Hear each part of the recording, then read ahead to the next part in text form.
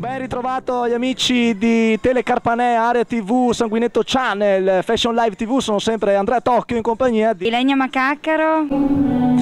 Finalmente all'interno di questa bellissima Villa Badoer ci troviamo appunto a Fratta Polesine e tra l'altro in compagnia con il vice sindaco, il signor Massari Sauro per gli amici, giusto? È vero, Edgardo Massauro per gli amici. Edgardo, però si chiama appunto Sauro per gli amici.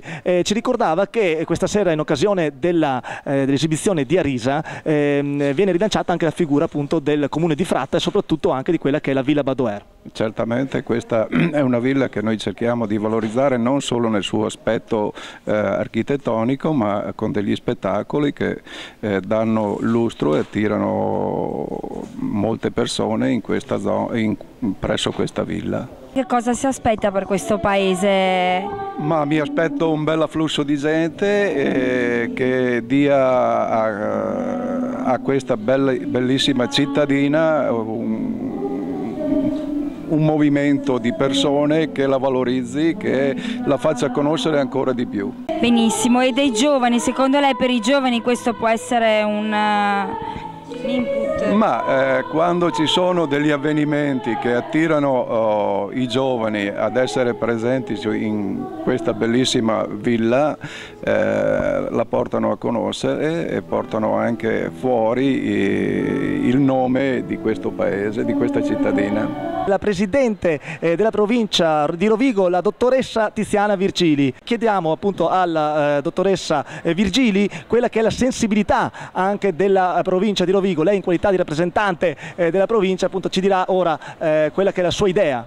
Beh, io direi che dalla cultura parte lo sviluppo e dalla cultura, o meglio, con la cultura è collegata anche l'economia di un territorio. La provincia in questi anni ha investito molto nello sviluppo, nelle attività culturali del Polesine come territorio a sé stante, ma anche del Polesine proiettato all'esterno, in Italia ma anche a livello internazionale. Noi crediamo e siamo fermamente convinti che anche in un momento di difficoltà come questo investire quelle poche risorse di cui si dispone nell'ambito della cultura, o meglio per la cultura, è un moltiplicare l'effetto. Arisa è la cantante dei giovani e non solo, è una delle cantanti più conosciute del momento.